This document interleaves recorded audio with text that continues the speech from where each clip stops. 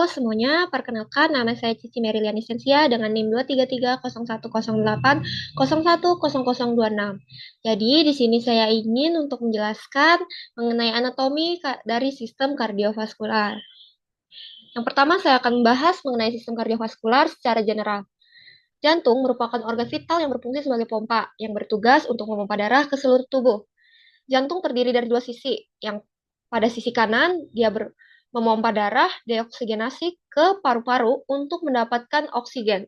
Kemudian, pada sisi yang sebelah kiri dia memompa darah yang sudah kaya akan oksigen kembali ke seluruh tubuh. Jantung terdapat beberapa katup yang berfungsi untuk mencegah aliran balik dari darah. Katup ini memastikan darah mengalir dalam satu arah, sehingga proses sirkulasi dapat berjalan secara efisien. Pada mamalia memiliki sirkulasi ganda. Ini berarti bahwa darah melalui jantung 2 kali dalam satu siklus sirkulasi tubuh. Yang pertama, jantung ke paru-paru dan kembali. Kemudian yang kedua, dari jantung ke seluruh tubuh dan kembali lagi. Saya akan menyinggung sedikit mengenai bagian-bagian dari jantung. Yang pertama itu ada vena cava, yang kedua ada atrium kanan, yang ketiga ada ventricle kanan, yang keempat ada arteri pulmonalis, yang kelima ada vena pulmonalis, yang keenam ada atrium kiri, yang ketujuh ada ventricle kiri, dan yang terakhir ada aorta. Nah, di sini kita masuk pada pembahasan mengenai anatomi klinik dari sistem kardiovaskular. Yang pertama, saya akan membahas tentang gagal jantung, di mana gagal jantung ini merupakan sindrom kompleks yang menjadi akibat dari gangguan pada jantung. Gangguan ini merusak kemampuan ventrikel, yaitu bilik jantung, untuk mengisi dan memompa darah dengan efektif. Karena ketidakmampuan ventrikel ini, distribusi darah dan oksigen ke seluruh tubuh menjadi tidak optimal. Ini dapat berdampak pada fungsi organ-organ lain dan memicu berbagai komplikasi serius yang bisa berujung pada kematian. Oleh sebab itu, gagal jantung merupakan salah satu penyebab kematian yang signifikan di dunia medis. Ada beberapa gejala umum yang sering dialami oleh penderita gagal jantung, antara lain seperti yang terlihat pada layar. Yang pertama ada kelemahan dan kelelahan, di mana pasien sering merasa lelah meskipun tidak melakukan aktivitas berat. Yang kedua ada kesulitan tidur, karena banyak pasien yang sulit tidur, terutama saat berbaring. Hal ini sering disertai dengan dyspnea atau sesak napas, baik saat beristirahat maupun saat beraktivitas. Kemudian ada takikardia. Pada beberapa pasien mungkin ditemukan takikardia atau denyut jantung yang cepat. Nah, ada 3 hal yang dasari terjadinya gagal jantung akut. Yang pertama ada organ jantung itu sendiri, di mana jantung mengalami gangguan fungsi atau struktur. Yang kedua ada faktor pemicu seperti hipertensi, sindrom koroner akut, aritmia, infeksi, atau disfungsi ginjal, dan lain-lain. Yang ketiga, ada mekanisme patologis, di mana gangguan ini menyebabkan mekanisme patologis berupa gagal jantung akut. Nah, gagal jantung dapat terjadi karena 2 jenis disfungsi jantung, yaitu disfungsi sistolik dan disfungsi diastolik. Yang pertama ada disfungsi sistolik. Pada gambar sebelah kiri, disfungsi sistolik terjadi ketika otot jantung kesulitan berkontraksi atau memompa darah keluar dari jantung. Ini biasanya disebabkan oleh kerusakan sel-sel otot atau miosit yang terjadi akibat serangan jantung atau penyakit jantung lainnya. Kemudian bisa juga disebabkan gangguan fungsi otot jantung yang membuatnya tidak bisa berkontraksi dengan baik. Adanya fibrosis atau penebalan jaringan jantung yang membuat otot kaku dan kurang elastis. Dan yang terakhir bisa juga disebabkan oleh beban tekanan berlebihan atau pressure overload. Misalnya karena tekanan darah tinggi yang membuat jantung harus bekerja lebih keras untuk memompa darah, sehingga volume darah yang dipompa berkurang. Akibatnya, jumlah darah yang berhasil dipompa atau stroke volume menurun, dan jantung tidak dapat memenuhi kebutuhan darah untuk tubuh. Nah, yang kedua ada diastolic dysfunction atau disfungsi diastolik. Pada disfungsi diastolik, itu masalahnya adalah pada kemampuan jantung untuk mengendurkan atau merelaksasikan saat fase pengisian. Jantung menjadi kaku dan kurang elastis, sehingga dinding ventrikel yang kaku itu mengganggu pengisian darah di dalam ruang jantung saat diastolik. Dan juga beratnya dinding ventrikel dan berkurangnya kemampuan elastis dapat menyebabkan jantung sulit menampung darah dalam jumlah yang normal. Jadi, untuk mengatasi gangguan-gangguan ini, tubuh mengaktifkan beberapa mekanisme kompensasi. Yang pertama ada mekanisme Frank-Starling, di mana semakin banyak darah yang masuk ke jantung, semakin kuat kontraksinya untuk memompa darah tersebut keluar. Dan yang kedua itu adalah perubahan neurohormonal terbagi menjadi tiga. Yang pertama ada aktivitas sistem saraf simpatis meningkat yang akan menghasilkan adrenalin yang meningkatkan kekuatan kontraksi jantung. Kemudian ada aktivasi sistem renin-angiotensin aldosteron atau RAAS untuk meningkatkan retensi cairan dan menjaga volume darah. Yang ketiga ada pelepasan peptida natriuretik yang membantu vasodilatasi dan membuang cairan yang berlebihan. Jantung juga melakukan adaptasi dalam bentuk dan ukurannya untuk mempertahankan fungsi.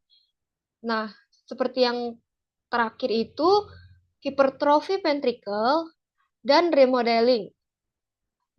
Jika beban tekanan meningkat, ventrikel akan menjadi lebih tebal, sehingga menyebabkan hipertrofi konsentrik. Kemudian, jika ada peningkatan beban volume, ukuran ruang jantung pun akan membesar dengan dinding yang lebih tebal atau hipertrofi ensentrik. Namun, mekanisme ini hanya bersifat sementara jika berlangsung terlalu lama. Mekanisme ini justru dapat memperburuk kondisi jantung. Misalnya penebalan dinding dan peningkatan volume cairan bisa melemahkan jantung lebih jauh, sehingga fungsi ventrikel semakin menurun. Pada gagal jantung akut dapat memicu perubahan patologis lainnya, seperti apoptosis dan kematian sel, perubahan sitoskeletal, dan remodeling matriks ekstraseluler. Semuanya ini bisa semakin memperburuk fungsi ventrikel kiri dan menyebabkan kerusakan pada jantung, sehingga akan mengakibatkan gagal jantung yang lebih parah. Yang kedua, saya akan menjelaskan mengenai paten ductus arteriosus atau PDA, yaitu kelainan kongenital yang terjadi ketika ductus arteriosus pada bayi tidak menutup secara normal setelah lahir. Jadi, sebelum lahir, janin memiliki sistem peredaran darah khusus yang berbeda dari bayi yang telah lahir. Hal ini karena paru-paru janin belum berfungsi sebagai organ pertukaran gas. Sebagai gantinya, janin mendapatkan oksigen dari plasenta ibu. Jadi selama berada di dalam rahim, paru-paru janin tidak berfungsi untuk bernafas karena tekanan tinggi di paru-paru dan juga paru-paru dipenuhi dengan air ketuban. Sebagai gantinya, oksigen untuk janin diperoleh dari plasenta ibu yang berperan sebagai penghubung antara darah janin dan darah ibu. Darah yang kaya akan oksigen mengalir dari plasenta melalui vena umbilicalis, lalu melewati hati melalui ductus venosus. Darah kemudian masuk ke vena cava inferior menuju atrium kanan jantung janin. Karena paru-paru janin belum berfungsi, darah di jantung dialihkan melalui beberapa jalur khusus. 2/3 darah dari atrium kanan langsung masuk ke atrium kiri melalui foramen ovale. Dari sisi sini, darah dipompa ke seluruh tubuh melalui aorta. Sepertiga darah lainnya mengalir melalui ventrikel kanan dan dipompa ke arteri pulmonalis. Namun, karena tekanan tinggi di paru-paru, darah dialihkan ke aorta melalui ductus arteriosus. Darah yang sudah memberikan oksigen ke seluruh tubuh janin dikembalikan ke plasenta melalui arteri umbilicalis untuk pertukaran gas yang lebih lanjut, di mana karbon dioksida dilepas dan oksigen baru diambil dari ibu. Sirkulasi ini berlangsung terus-menerus selama janin berada di dalam rahim. Agar ductus arteriosus tetap terbuka selama janin berada di rahim, beberapa kondisi yang harus dipertahankan. Yang pertama ada kadar prostaglandin yang tinggi, kemudian paru-paru yang belum berfungsi, dan kadar oksigen yang rendah. Jadi, setelah lahir, terjadi perubahan besar pada sistem peredaran darah. Bayi bisa bernapas sendiri, plasenta terputus, penurunan kadar prostaglandin, dan kadar oksigen meningkat. Namun, pada beberapa bayi, terutama bayi prematur atau dengan gangguan pernafasan, ductus arteriosus tidak menutup seperti yang seharusnya. Hal ini bisa disebabkan oleh kadar prostaglandin yang masih tinggi, paru-paru yang belum matang, sehingga kadar oksigen tidak meningkat optimal, dan yang terakhir, struktur ductus yang belum matang. PDA lebih sering terjadi pada bayi prematur dibandingkan pada bayi yang cukup bulan, dan kondisi ini memerlukan perhatian serta penanganan yang khusus. Selanjutnya, saya akan membahas tentang tetralogy of Fallot, salah satu penyakit jantung bawaan yang menyebabkan sianosis atau warna kebiruan pada kulit akibat rendahnya kadar oksigen dalam tubuh. TOF adalah kondisi kompleks yang terdiri dari 4 kelainan jantung utama: ventricular septal defect, overriding aorta, stenosis pulmonal, dan hipertrofi ventrikel kanan. Nah, seperti yang sudah saya jelaskan sebelumnya, yang di mana TOF terdiri dari 4 kelainan yang saling terkait. Yang pertama ada ventricle septal defect, di mana lubang di antara ventrikel kanan dan kiri, di mana terdapat lubang di antara ventrikel kanan dan kiri. Yang kedua ada overriding aorta, di mana aorta terletak di atas ventricle septal defect, menerima darah dari kedua ventrikel. Yang ketiga ada stenosis pulmonal, yaitu penyempitan saluran ke paru-paru, dan juga hipertrofi ventrikel kanan, di mana adanya penebalan otot ventrikel kanan. Nah, keempat faktor ini mempengaruhi aliran darah dan menyebabkan rendahnya kadar oksigen yang dipompa ke seluruh tubuh. Komponen yang paling menentukan keparahan TOF adalah stenosis pulmonal atau penyempitan pada saluran yang menghubungkan ventrikel kanan dengan paru-paru. Penyempitan ini bisa bervariasi dari ringan hingga parah, bahkan sampai ke tingkat atresia pulmonal atau tidak ada aliran darah ke paru-paru sama sekali. Penyempitan ini juga bersifat progresif dan dapat semakin parah seiring waktu. Nah, akibat stenosis pulmonal, ventrikel kanan harus bekerja lebih keras untuk memompa darah melalui saluran yang sempit. Tekanan yang tinggi ini menyebabkan darah yang minim oksigen yang seharusnya mengalir ke paru-paru terdorong ke arah lain. Pada jantung normal, darah dari ventrikel kanan akan mengalir ke paru-paru untuk mendapatkan oksigen. Namun, pada TOF terdapat defek septum ventrikel atau lubang di antara ventrikel kanan dan kiri, sehingga akibatnya darah deoksigenase dari ventrikel kanan menyimpang ke ventrikel kiri dan dipompa ke seluruh tubuh tanpa melewati paru-paru untuk oksigenasi. Dengan darah yang rendah oksigen langsung mengalir ke sirkulasi sistemik, tubuh mengalami hipoksemia sistemik atau kekurangan oksigen yang terlihat sebagai sianosis. Sianosis ini paling jelas terlihat pada bibir, ujung jari, dan wajah, terutama tubuh yang memerlukan lebih banyak oksigen, misalnya ketika beraktivitas. Tingkat sianosis dapat diderajatkan berdasarkan derajat stenosis pulmonal. Yang pertama, stenosis pulmonal ringan, di mana aliran darah ke paru-paru masih mencukupi, sehingga darah yang masuk ke paru-paru bisa mendapatkan oksigen. Sianosis mungkin hanya muncul saat aktivitas. Yang kedua ada stenosis pulmonal berat, di mana lebih banyak darah rendah oksigen yang mengalir ke aorta daripada ke paru-paru, sehingga memperparah sianosis. Nah, seiring bertambahnya usia, infundibulum atau saluran dari ventrikel kanan ke ventrikel pulmonalis akan mengalami hipertrofi atau penebalan karena tekanan yang terus tinggi. Penebalan ini mengurangi aliran darah ke paru-paru dan menyebabkan sianosis semakin parah. Dengan aliran darah ke paru-paru yang terbatas, tubuh mengalami hipoksia atau kekurangan oksigen. Untuk mengatasi ini, tubuh melakukan kompensasi dengan dua cara. Yang pertama ada polisitemia, di mana meningkatkan jumlah sel darah merah untuk membawa lebih banyak oksigen.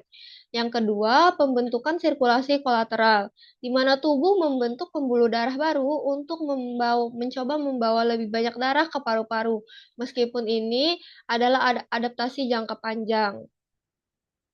Nah, karena adanya defek septum ventrikel pada stenosis pulmonal, tekanan di ventrikel kanan dan kiri menjadi setara selama sistol. Biasanya ventrikel kiri memiliki tekanan yang lebih tinggi, tetapi pada TOF, ventrikel kanan harus bekerja lebih keras, sehingga tekanan di keduanya setara. Pada TOF, meskipun tekanan ventrikel kanan tinggi, pasien umumnya tidak mengalami gagal jantung. Hal ini karena ventrikel kanan tidak menanggung beban volume yang berlebihan, sehingga ukuran jantung tetap normal. Masalah utama pada TOF ini adalah sianosis, bukan gagal jantung seperti pada beberapa penyakit jantung lainnya. Nah, yang terakhir saya akan membahas tentang dua jenis kelainan jantung bawaan yang umum ditemukan, yaitu ventricle septal defect atau VSD dan atrial septal defect atau AHD. ASD. Kedua kondisi ini melibatkan adanya lubang pada sekat jantung, tetapi memiliki perbedaan paling penting dalam lokasi, efek pada aliran darah, serta gejala.